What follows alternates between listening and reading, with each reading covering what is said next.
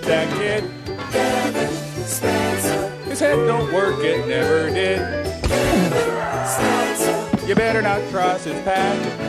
Kevin Spencer. He's a chain-smoking alcoholic sociopath.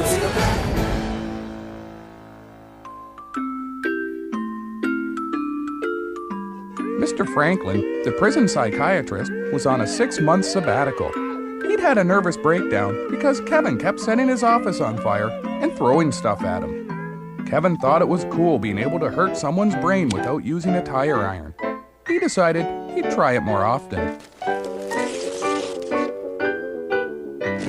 Get the hell away from my brother's book, you snot-nosed little bastard! Kevin was confused. The new psychiatrist looked just like Mr. Franklin, but he didn't seem quite as liberal. Kevin thought he'd do what he was told until he figured things out, which was probably going to take a good long time, because Kevin was the kind of kid who rode the short school bus to class. Kevin's brain was special, in an Olympic kind of way.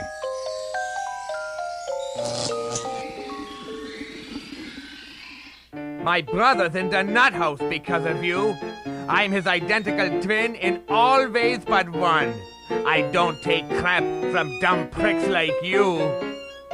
Kevin figured he'd bide his time before he taught the new Mr. Franklin that he didn't like being called names. My brother says you killed your dog when you were 8. Big surprise. A twisted freak obsessed with death. Go on. Tell me how you got so hot on death. Maybe that'll shed some light on why you're such a dysfunctional failure.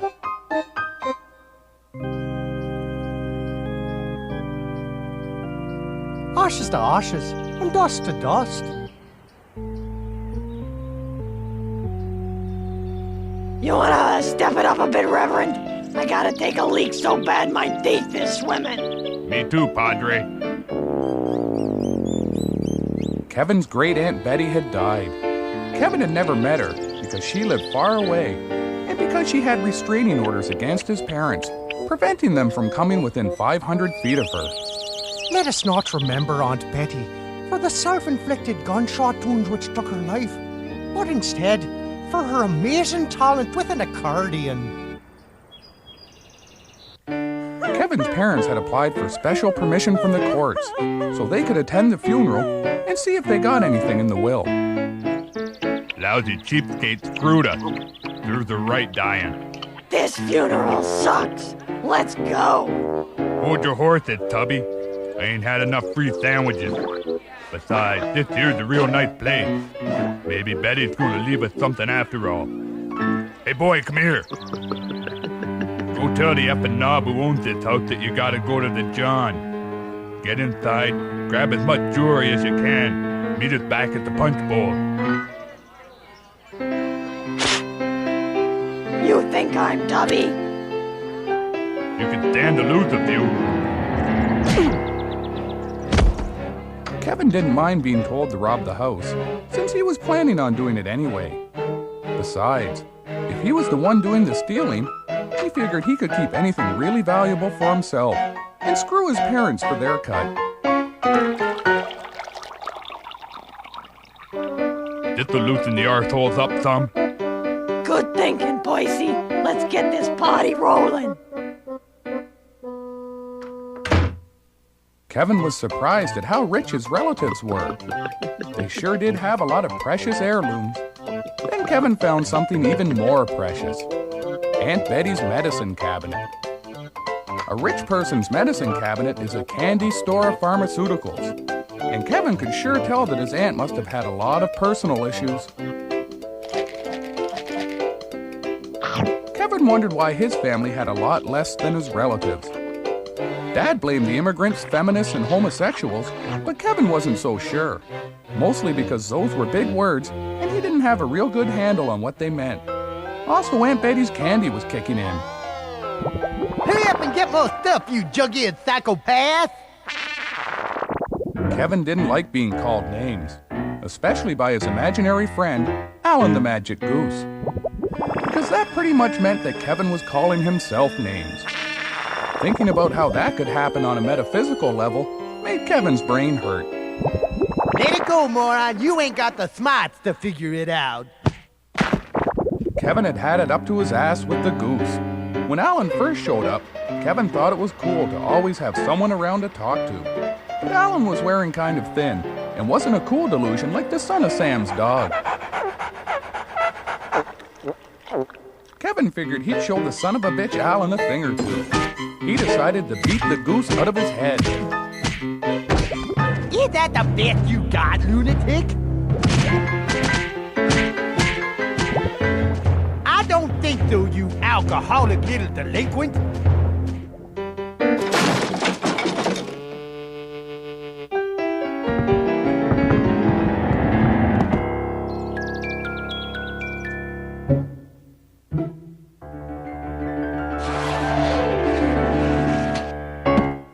It, you dumb boy.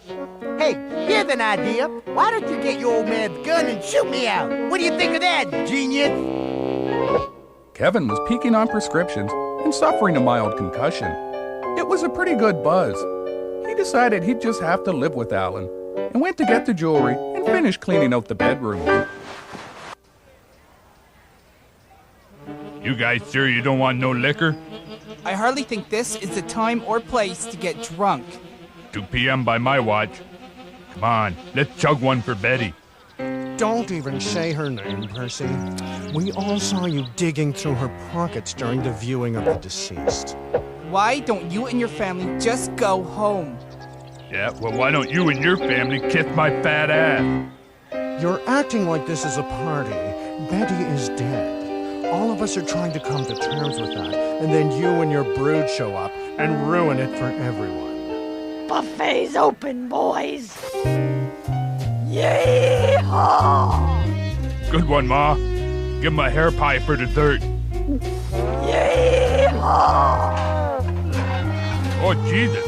Look out. She's going down. She's going down.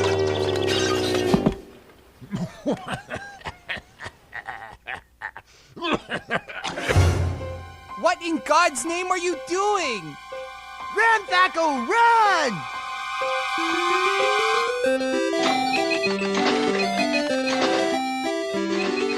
After about 10 minutes, it occurred to Kevin that there was only one door, and he wasn't going to be able to run away. I want you out of here. I want you, your thievy little brat of a son, and your fat drunk wife out of here. Come again, arsehole. You're in for it now. You don't scare me. What did you call me? A fat alcoholic. You kicked him like a bad habit, sweetie. You're the only bad habit I can't kick, sweetie.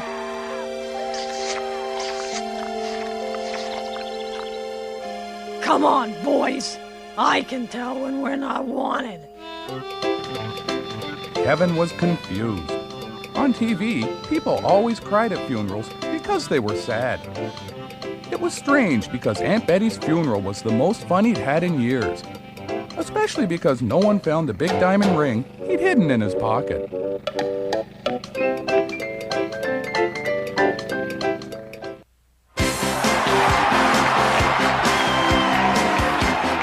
Welcome to the show.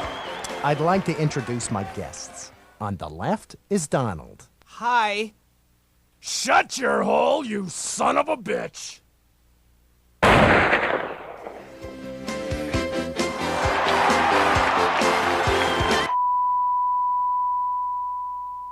That was a good episode.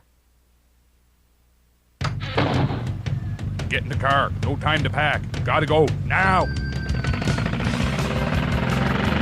What'd you do this time? Why is there blood and teeth all over the upholstery? Whose artificial arm is stuck to the passenger door? I just figured we needed a vacation on account of working so hard. We ain't got no money for no vacation. We got $50,000 is what we got. Holy Jesus.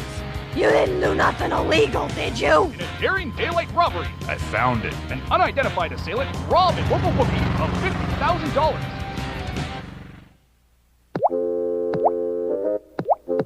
Eat your dinner, boy.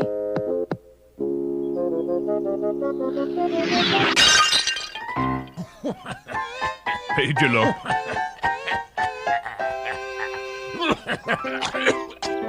Where the hell is we going, anyhow?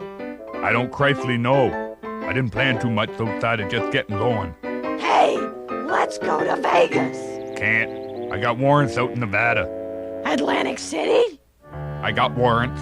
Daytona Beach? You got warrants. Oh, yeah. Kevin asked his parents if they could go to Ratland.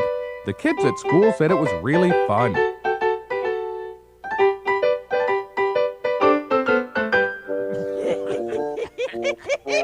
Sorry, boy. Me and the old man got a lifetime ban. Last time we was there, we got pretty tanked and had a run-in with the rodent. He come on to me, so I worked him. I kicked the suspenders right off that four-fingered freak. As vacations go, Kevin thought this sucked and proceeded to vomit with disapproval and motion sickness.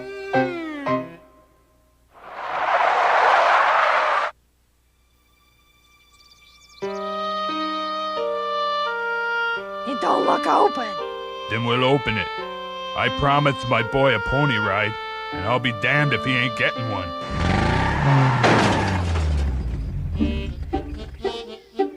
Scurvy Taylor was the rubber band man working at the freak show. He'd been napping when Percy crashed the gate.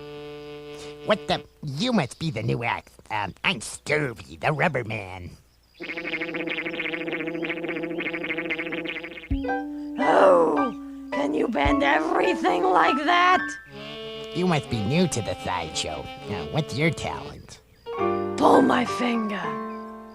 No time for that. I promised the boy a pony ride, and I'll be a son of a bitch if that ain't what he's gonna get. That ain't a horse. It's close enough for the boy. Go, stupid cow. It ain't going. I got eyes, fatty. Poke it with something. Get going, you stupid horse. It's a cow. Put a lid on it. I'm pretending for the boy. I need something better to poke it with.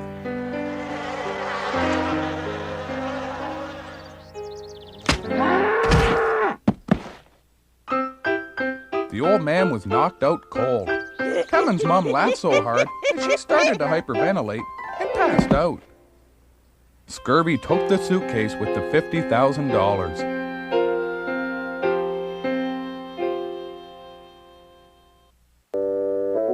Kevin didn't want to see Mr. Franklin's brother, so he decided to go into hiding and try and avoid him. But because Kevin was in a 10 by 12 concrete cell with nothing in it but a cot, the whole hiding thing didn't work out quite as well as he had hoped.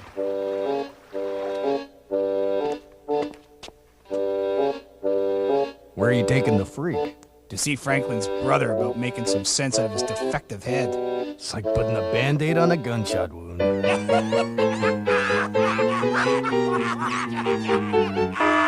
Time was running out, so Kevin figured he'd better come up with a plan real quick, so he wouldn't have to go see Mr. Franklin's brother.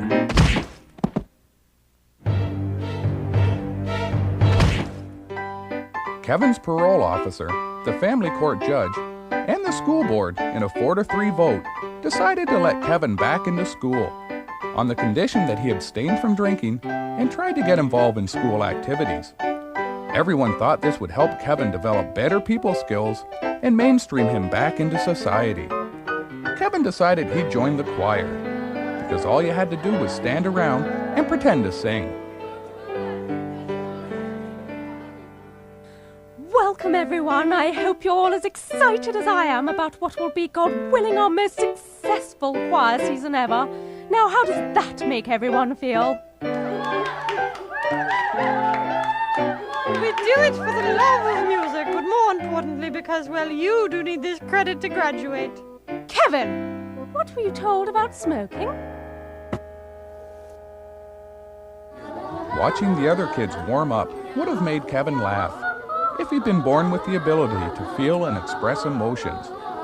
Since he wasn't, the sounds pretty much just got on his nerves, especially the ones coming out of Jimmy Thompson's mouth. Kevin was about to straighten that out when the choir director called for everyone's attention.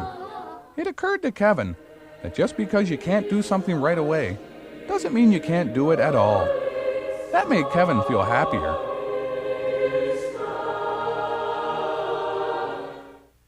Wonderful! I feel like I've died and gone to heaven with my little angels. If the soloists sound half as good as that, then I think we've really got a good shot at winning the all-city choir competition and really sticking it to those ignorant bastards from St. Joseph's Academy.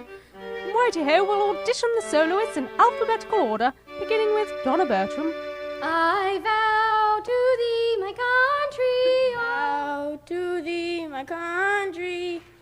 It was going to be a while before they got to the S's, and Kevin was pretty nervous, so he figured he'd sneak backstage and cure his stage fright with some cough syrup.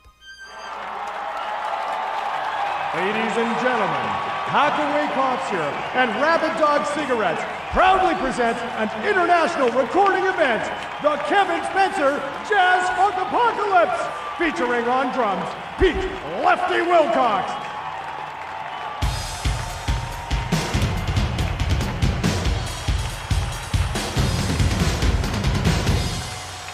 On the guitar, Alan the Magic Goose.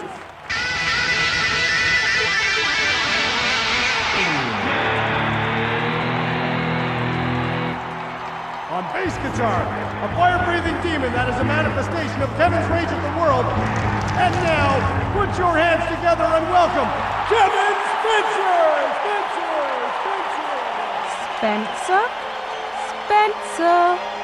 Spencer?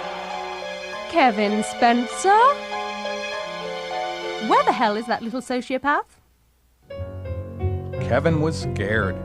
He'd never tried to sing before, especially in front of other people. He was as nervous as his first time showering in prison. Part of him wanted to run away, but the part of him that wanted to be popular and fit in told him to go for it. I'm waiting. I vow to thee, my country, all earthly things above, and pure and whole and perfect, the service of my love,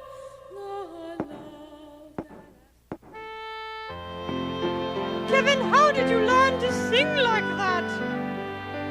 Kevin tried to remember when he'd ever made such beautiful sounds.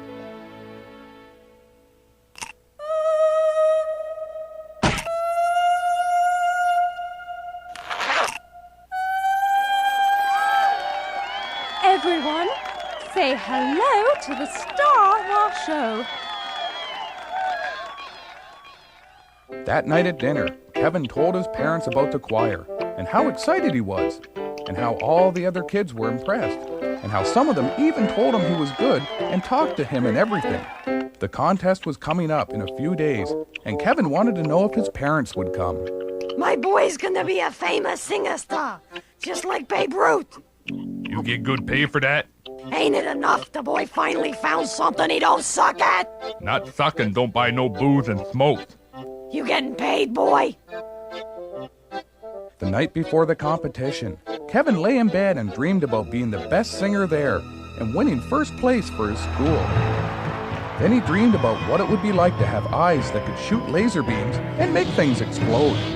Then he dreamed about all the things in his life that he thought could do with a good blowing up.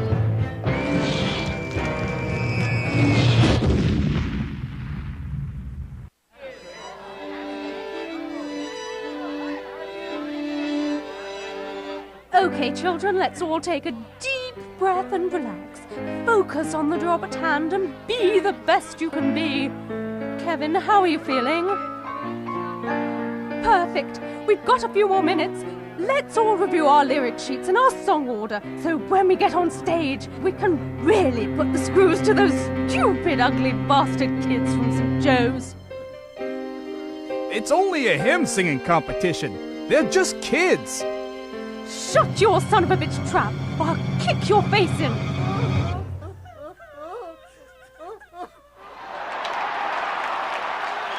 That was the St. Joseph's Academy. They sing so beautiful you hardly suspect it's a school for special kids. Anywho, next on our list of competitors is the Boys and Girls Choir of P.W. Kearney Public School, with featured soloist Kevin Spencer.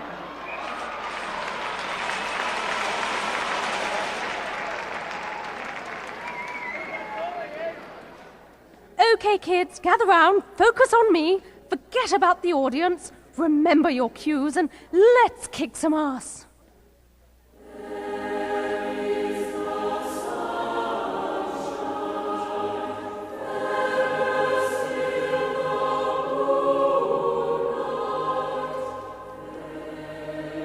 Kevin was really happy and having fun, even though he was so nervous that he felt a little bit like he did when he woke up after a long night of drinking cough syrup. Kevin couldn't help taking a peek at the audience just to see if his parents were there. The 2 seats he'd reserved for them were empty. Maybe they weren't going to come after all. Part of Kevin was sad, but a bigger part of him figured it would probably be for the best since they'd been drinking since morning. Thank you. Thank you very much. Our next song will feature soloist Kevin Spencer singing the selection. Watch where you're going, fatty. Ow, my head. Hey, boy, we're late because I couldn't use these tiny grade school toilets. Would you please sit down and be quiet? This is a public school choir recital, for God's sakes, not a cockfight. We couldn't find no parking, fatty. As I was saying, the next selection will highlight our featured soloist, Kevin Spencer.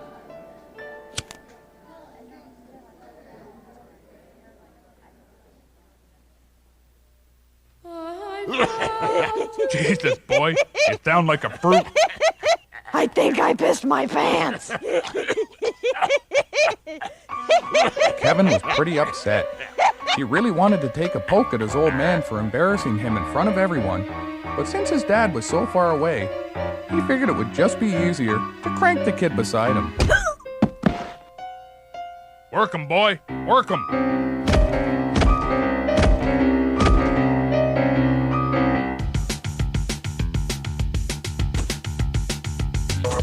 Kevin Spencer. Something's wrong with that kid.